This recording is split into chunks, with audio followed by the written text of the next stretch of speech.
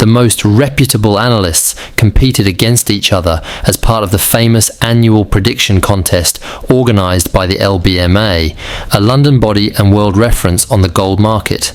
If you haven't seen it, I'll quickly summarise them for you.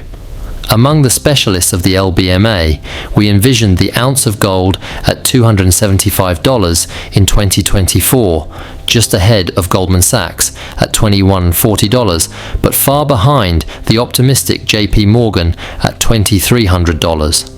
Capitalite Research, among the most daring, even went so far as to propose a price of $3,000. Let's be crazy. On January 1st, at the time when the candidates handed in their copies, the ounce of gold was already exchanged for $2061.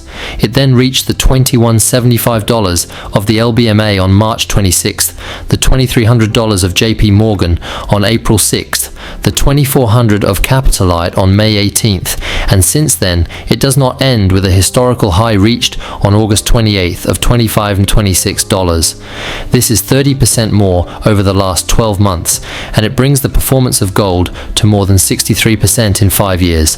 This is less than the SP 500, but it is more than the FTSE, which returns 16.25%, or the CAC 40, which pays only 39% over the same period. Lately, the gold market has been turned upside down. The mechanisms that regulate its functioning have evolved under the pressure of several factors that are now well identified and whose evolution makes it possible to deduce a lasting upward trend. In this video, I will quickly return to these factors, but also to another that has not yet been considered by the markets since it should only be felt from 2026, a supply shock that could lead to the scarcity of our precious barbaric relic and further change its price. And after the flurry of crises that the world has endured, it's time to take stock of our gold consumption and especially our reserves. Don't you think so? The reasons, I was talking about it at the beginning of the year. 2024 will be the year of solid shampoo, second-hand and that of gold. I was not the only one. All the experts and more or less the whole of the finance planet, with the exception of HSBC, foresaw the same thing. What no one expected, however, is that prices are rising so high and so fast, and that nothing seems to be able to stop them anymore. In the middle of 2024, gold will take the 30th place in the ranking of the most profitable assets in the world, behind Bitcoin and US stocks, and ahead of emerging market stocks, with a 63% increase in 5 years, or 10.27% on average per year. It offers superior performance to those of the French stock exchange and any savings account it was regulated. Several factors have combined to achieve such a result. First, with the whatever it costs, gold has benefited from a favorable context for the accumulation of savings or assets. All the money injected to support the productive fabric or households ended up on the markets, on the stock exchanges, in real estate and in raw materials, and gold benefited from it. The second factor, and I am talking to you a lot about it, is obviously the geopolitical context and the attacks carried out by the alliance of the BRICS Plus and the countries of the Great South to the monetary system dominated by the dollar. China has launched the initiative of a broad de-dollarization movement by encouraging countries that would like to participate to use their own currencies or the Chinese yuan to process their international contracts. It started in 2018 with oil and a first yuan quotation in Shanghai, then in Riyadh. At the same time, central banks are rebalancing their reserves. They bought 20% of the world's production last year, or 1037 tons of gold, an absolute record, and they are gradually getting rid of their American bonds. Among the most greedy, we find Turkey, India, Singapore, Poland, Jordan, Kazakhstan, and other southern countries, as well as China, which has won a huge piece of 220 tons. Beijing wants to lead by example. In 2010, the country was still the #1 creditor of the United States. Today, it has halved its reserves of US federal bonds, which it sells continuously, and now only holds $760 billion worth of them, all this replaced by gold ringing and stumbling. The demand has also increased sharply on the side of jewelry stores, in particular Chinese and Indian, investors looking for a solution to shelter funds from inflation and uncertainties that threaten peace and their daily lives. And finally, under the effect of interest rates, traditionally, gold prices are linked to the key interest rate by a very well-identified mechanism. When rates are low, savings pay little, and investors prefer to put their money on the stock exchanges for the more daring or by buying gold for the more cautious, which drives up prices. Conversely, when rates are high, savings pay off better. Since gold does not pay interest, money returns to the bank's books and gold goes down. Normally, the rate hike started by the Fed in March 2021, imitated by the other central banks, should have lowered the price of gold, but we saw it. It wasn't the case. So much so that we thought that the link between rates and gold had broken, but we must not trust appearances. In fact, according to a calculation made by the World Gold Council in its Gold Market Trust Report of January 2023, the rise in key interest rates did indeed reduce the price of gold last year by 3%, a decline that was quickly compensated for and turned into a bull run under the effect of the other factors that I mentioned. And at the end of summer 2024, the whole world has its eyes on the Fed and is wisely waiting for the next rate cuts that should, as usual, push up the price of gold and rekindle the fever. The reason to come, the supply shock. The whole question now is whether everyone will be able to access their nugget. And yes, the nature of gold is precisely to be rare, and faced with a galloping demand, resources are still limited, which leads specialists to envisage a peak supply from 2026 and at the latest in 2028.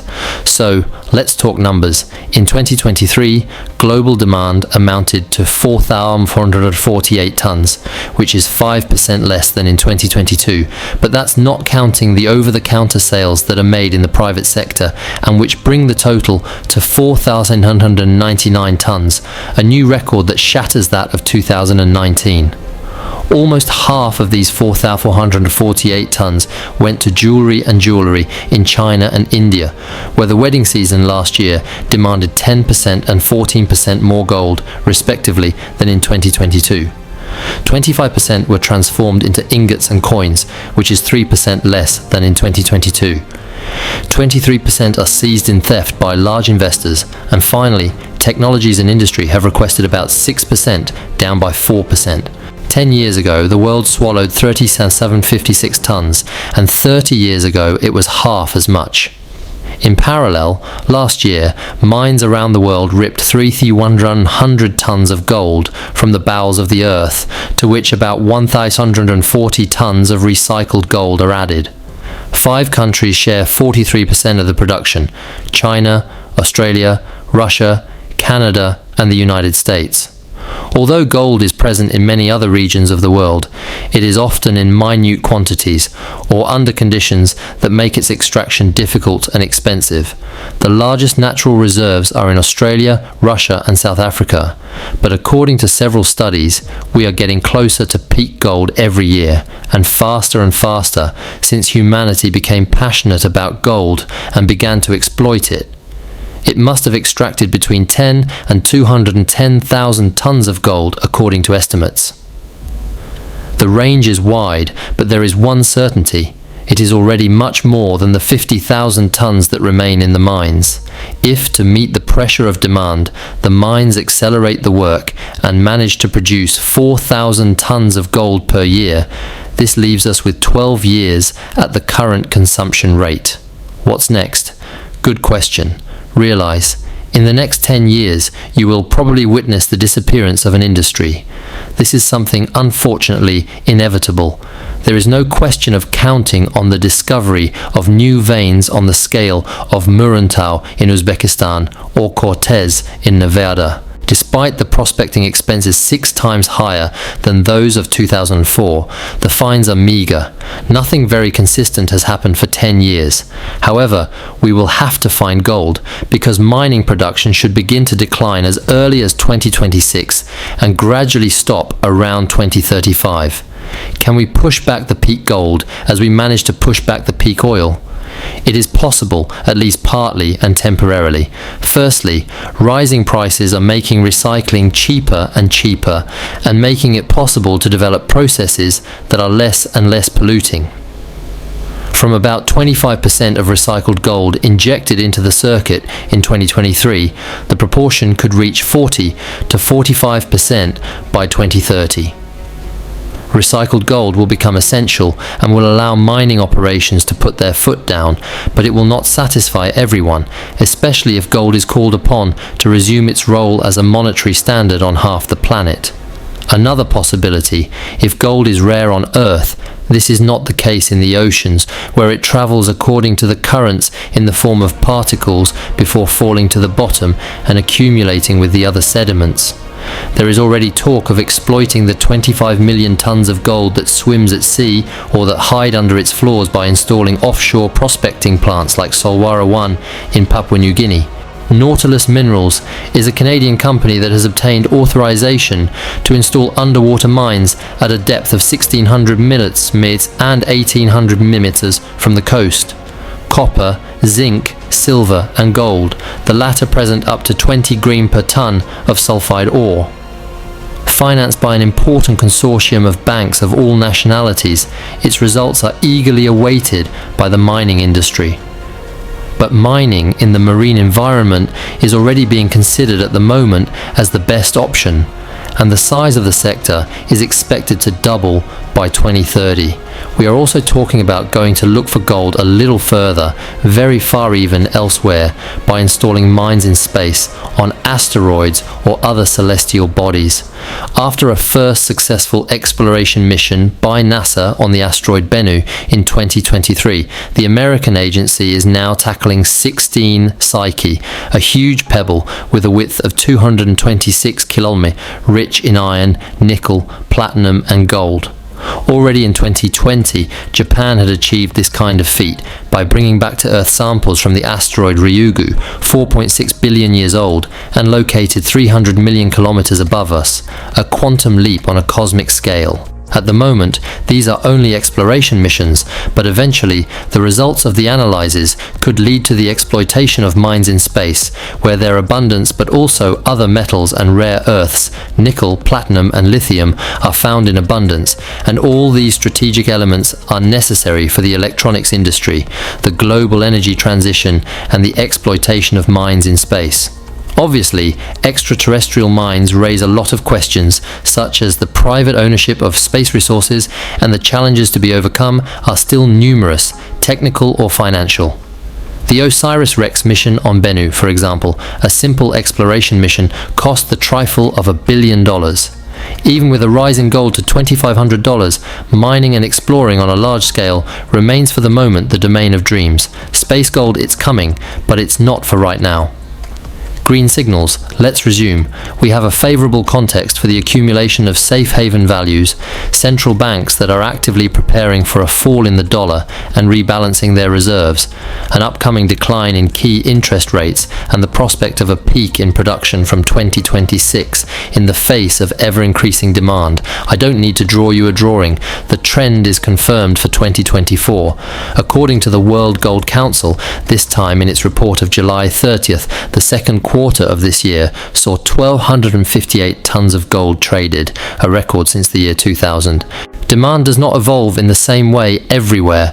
This first half of the year is characterized by a decrease in jewelry, which decreases by 19%, and sales of coins and ingots by 5%, especially in Western countries. ETFs have also sold a little of their physical gold, 7 tons, but this is 3 times less than a year ago. In addition, the central banks have increased their purchases by 6% over the last 12 months, and Russia announced in early September to increase its gold purchases by 700% by the next BRICS summit, which should be held in Kazan 2 weeks before the US elections. Finally, the technologies launched in the race for AI have ordered 11% more gold than a year ago. I've been advising you to buy gold for a year now, and I'm not changing my mind, and no excuse. For about 20 years now, gold has become democratized, it can be bought everywhere, and it is accessible to all budgets. When I talk about buying gold, I'm obviously talking about physical gold, one that you can chew or wear around your neck. Paper gold is very useful for the proper functioning of the market, but it does not offer the ultimate level of protection sought by gold lovers because it forces them to go through the financial system to make transactions or keep their securities. If you like this video, remember to let me know by clicking on like, and if you like this channel, don't forget to subscribe before leaving. Thank you all for your loyalty. Take care. I'll see you soon on Moni Vision.